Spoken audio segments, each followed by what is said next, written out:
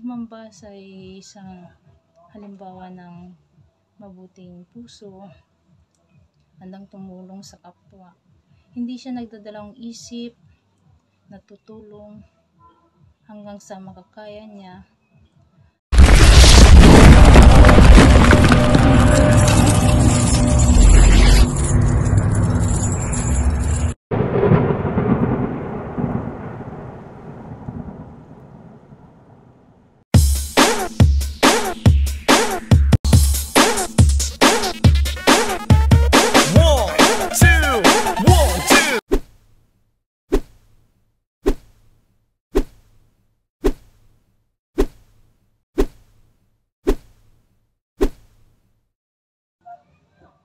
Ako si Marca Laza, nakatira sa Barangay Nasangaan, Bayan ng Malasiki, Pangasinan. Ako ay may 3 anak at walang trabaho, nasa bahay lang, nag-aasikaso ng mga anak ko. Kasi yung asawa ko ang kumakahit para may pangkain kami.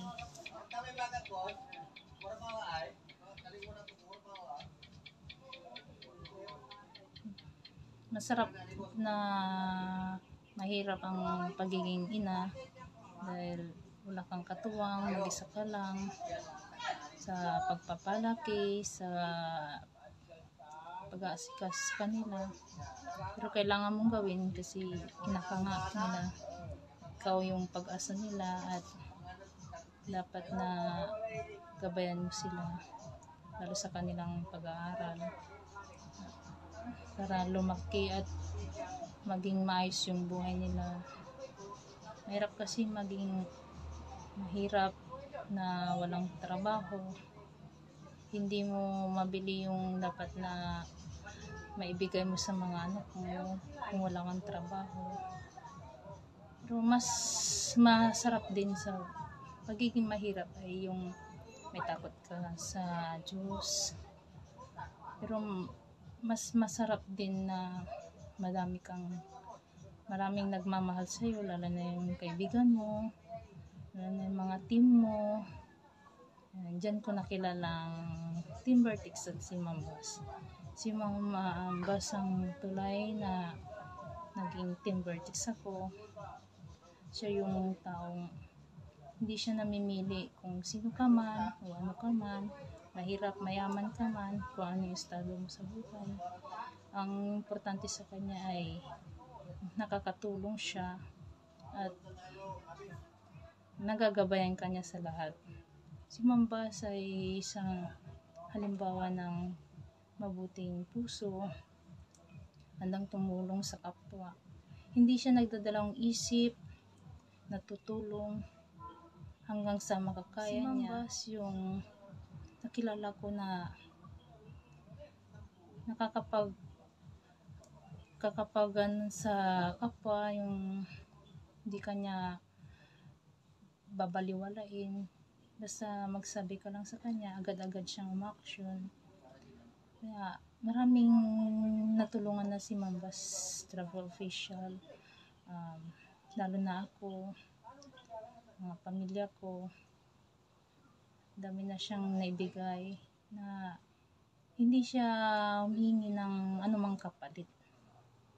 Dahil sa nahiya ka man kasi marami na siyang ibigay sa iyo, hindi mo naman maano sa kanya na yung nahiya ka ba na hindi mo man lang matumbasan yung ginawa. Pero si Mambas hindi siya yung ganung tao na pag tumulong siya kailangan mong tumbasan sa kanya. Hindi siya ganung tao.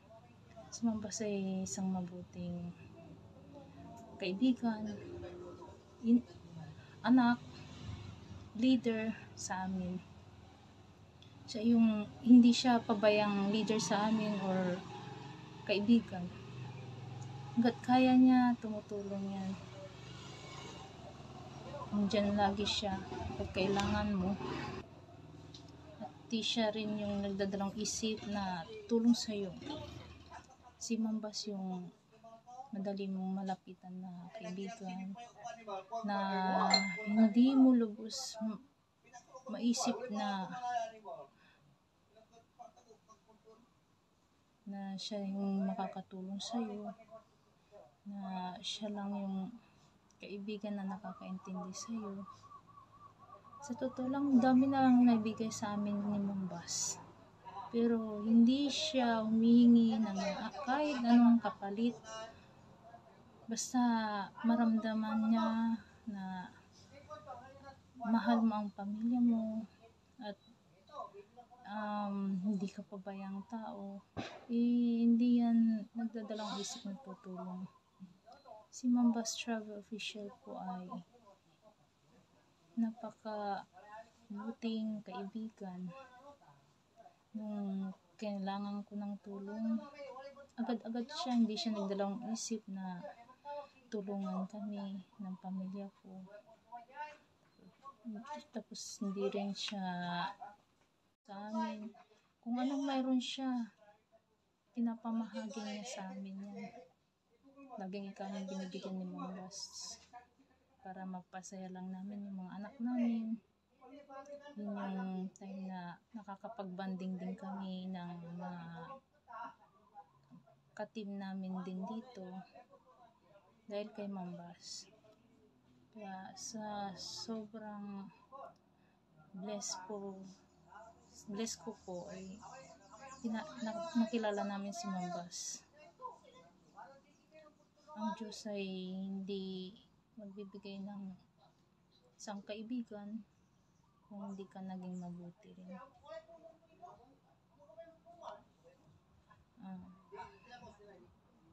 Pero mas masaya din yung pamilyang buo, lalo ngayong mag-New Year. Masarap yung nandyan yung asawa mo, mga magulang mo, mga kapatid mo, anak mo, kaibigan mo.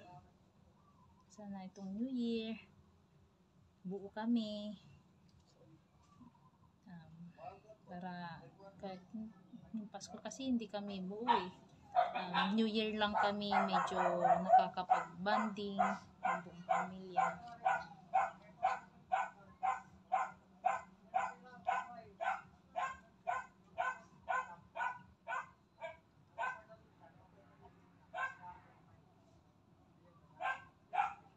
Kahit sa namang hirap ng buhay, kontento kami, basta sama-sama, walang iwanan. Masarap ang mag-New Year na buong pamilya. Kahit wala kang handa, kahit anuman walang-wala ka, kahit walang mega noche or anuman dyan. Basta importante is sama-sama kayong pamilya at takot ka sa Diyos. Maraming salamat sa iyo, Mambas, dahil ikaw yung naging tulay sa mga bagay na nakakamit po namin ngayon, na kung ano man yung blessing sa iyo, i-share mo rin sa amin at sa buong barangay ng Malasiki. Salamat sa iyo, Mambas, dahil nandiyan ka lagi pag kailangan ka namin, kung kailangan namin ng advice or kahit ano man yung hingin namin or sabihin namin sa iyo, hindi mo kami tinatanggihan. Napakaswerte namin at ikaw yung binigay ng Diyos na maging kaibigan, leader, na hindi ka humihingi ng anumang kapalit sa mga nabibigay mo sa aming kabutihan.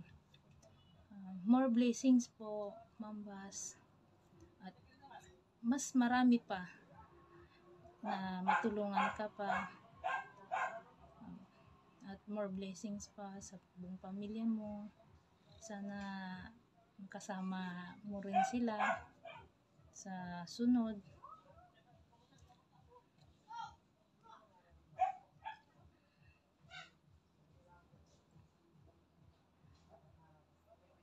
Maraming salamat sa iyo, Mambas,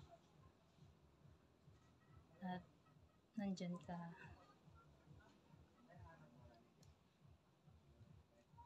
Ang hiling ko lang naman sa itong New Year na to is yung buong pamilya. Yun talaga, masaya. Kahit wala kang handa, okay lang yan. Basta importante, nandyan yung pamilya mo, nakikita mo, makakasama mo, iyakap mo. Yan. Yun ang importante. Hindi kailangan ng may handa ka or anumang ano sa buhay mo. Hindi yan kailangan. Mas kailangan yung buong pamilya. Mas masaya. At yun lang. Maraming salamat, Ma'am Bas, sa lahat ng tulong mo.